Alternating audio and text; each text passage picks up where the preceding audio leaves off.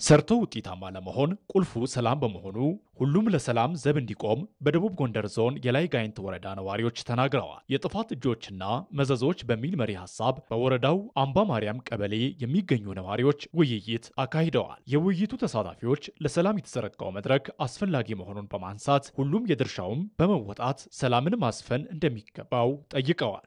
አሁንም ለሰላም የመጣው መድረክ በጣም ደስ የሚልና ህዝቡን የሚያስተምር እኛን የሚገነባ ለኛ የሚጠቅም መሆኑን በጣም ተረድቻለሁ። በፊትም ባውቀው አሁንም እየተረዳሁት ነው ያለው። ህዝቡን የሚጠቅም ነው የመጣ አመራር የሚባለው ይሄ ነው። በቃ ለህዝብ የቆመ ለህዝብ ሀሌንታ የሆነ አመራር ሲኖር ህዝቡም ተከትሎ ያንን ይመለከታል፣ ይሄዳል፣ ያያል፣ ጤንነቱን ጠብቆ ይኖራል። ህዝብም ልማትም ይመጣል። መነሻው ምንድነው? ሰላም ነው። ሰላም ከሌለ ጤና የለም። ሰላም ካለ ግን ታከመን እንገባለን፣ አምርተን እንገባለን። ወንድሞቻችን እህቶቻችን ልጆቻችንን እንምከር። ኢትዮጵያ ሀገራችን ተሰቃየች። በእኛ በወለድናቸው ልጆች፣ እኛ ባሳደግናቸው ልጆቻችን እኮ ትምህርት አጥተው ቁጭ ብለው ዲሞ ሆነው ነው ያሉት። የደቡብ ጎንደር ዞን ብልጽግና ፓርቲ ቅርንጫፍ ጽሕፈት ቤት ኃላፊ አቶ መንበር ክፈታው በተሳሳተ መንገድ ያለን ሰው መመለስ የሚቻለው ሰላማዊ በሆነ መንገድ በመምከርና በማስተማር መሆኑን ይናገራሉ። ሰውን አስተምሮ መመለስ ነው። ሰው ወደ ልቦናው እንዲመለስ መምከር ነው። ሰው እንዲሆን የማድረግ ኃላፊነት ደግሞ የኛ ነው። ምክር የተቀበሉ ሐሳቡን የደገፉት ሰዎች ወደ ማዕከል እየሄዱ የተሳሳቱ መሆናቸውን ታርመው እንዲመለሱ ተመልሰው ሲመጡ ደግሞ በያሉበት አካባቢ አሁንም ስራጥ ሆነው ወደ ሌላ መጥፎ ድርጊት እንዳይገቡ ማንቀሳቀሻ የሚሆን ለስራ ማስጀመሪያ የሚሆን ገንዘብ እየሰጠ መንግስት አሰማርቷል።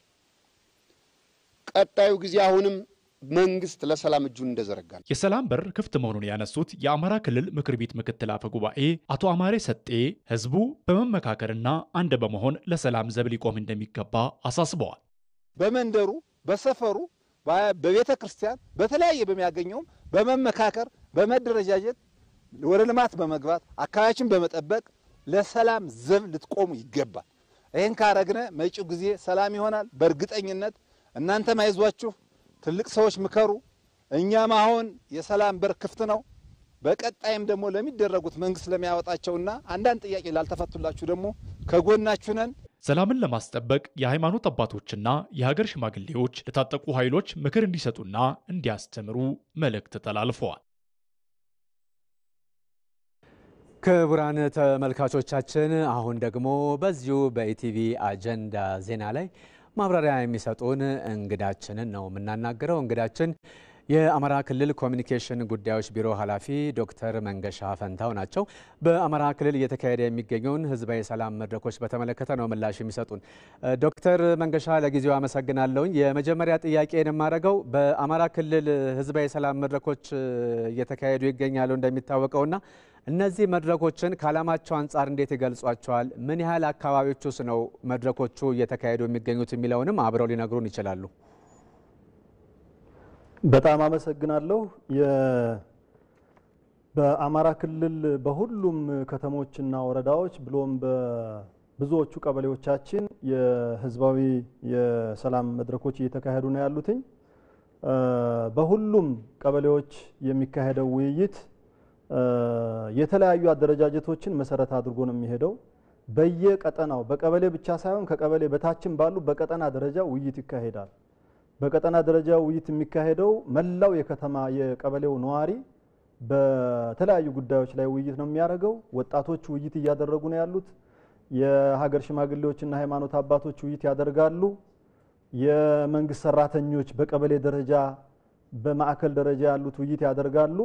ስለዚህ ውይይታችን ከቀበሌ በታችም በጎጥ ደረጃ በቀጠና ደረጃ የተካሄደው ውይይት ነው። በጣም በርካታ የህብረተሰብ ክፍል ነው አድሬስ ለማድረግ የተሞከረው። ከተደራሽነትም ከጥራትም አኳያ በጣም በርካታ መድረኮች ነው እየተካሄደ ያለው። ጥሩ ዶክተር መንገሻ እንግዲህ ከተያዘለት ይሄ ህዝባዊ የሰላም መድረኩ በክልሉ ሰፊ ቦታ ሸፍኖ የተካሄደ እንደሆነ አረጋግጠውልናልና ከተነሳለት ዓላማ አንጻር በመድረኮቹ ከህዝቡ የሚደመጠው ድምጽን ምንድነው የሚያመለክተው ብሎ መናገር ይቻላል? እንግዲህ የህዝባችን የሚደመጡ ጥያቄዎች በጣም በርካታ ናቸው። ጥያቄዎቹን ለቅመን ይዘናል። እዛው አካባቢ ያሉ አመራሮች መረጃዎችን በዝርዝር ለቅመዋል።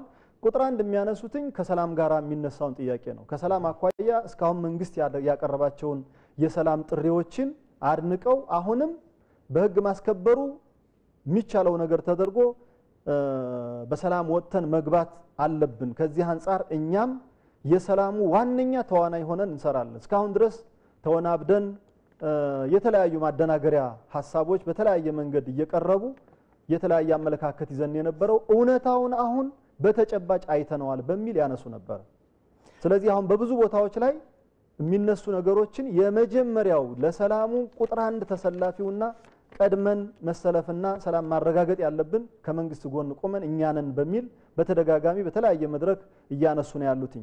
ስለዚህ የህዝብ ድምጽ የተደመጠበት እያንዳንዱ ጥያቄ ተለቅሞ የተያዘበት እሱ ብቻ አይደለም። እነዚህ ጥያቄዎች ተይዘው ጎን ለጎን እዛው ያለው የክልል አመራር ለድጋፍ የሄደ የዞን አመራር፣ የከተማ አመራር፣ የወረዳ አመራር ችግሮችን እዛው እየለቀመ ጎን ለጎን የሚፈታበት መንገድ ተመላክቶ እንዳያችሁት ከክቡር ፕሬዝዳንታችን ጀምሮ ባለፈው ሰቆጣ ላይ ተገኝተው ዋግምራ ዞን ላይ ተገኝተው ያው ድጋፍ አድርገው የሚመረቁትን ፕሮጀክቶች የመረቁበት አዲስ የሚሰሩትን የመሰረት ድንጋይ ያስቀመጡበት ገምግመው አቅጣጫ ያስቀመጡበትና የህዝብን ችግር እዛው ቦታው ላይ መፍታት የተጀመረበት ሁኔታ እንዳለ ነው። ዶክተር መንገሻ እንግዲህ የአማራ ክልል ያሉ አብዛኛዎቹ እንቅስቃሴዎች የኮሚኒኬሽን ጉዳዮች ቢሮ መረጃው በቅርበት በመከታተልና ከህዝቡ የሚነሱ ጥያቄዎችን ምላሽ እንዲያገኙ ወደሚመለከታቸው አካላት በማድረስ በኩል የራሱ ሚና እየተጫወተ እንደሆነ ይታመናል። ከዚህ አንጻር የሚነሱ ጥያቄዎችን ከዚህ ቀደም ከተነሱ ጥያቄዎች ጋር አያይዛችሁ የሰሞኑን የህዝብ ሰላማዊ መድረክን በተመለከተ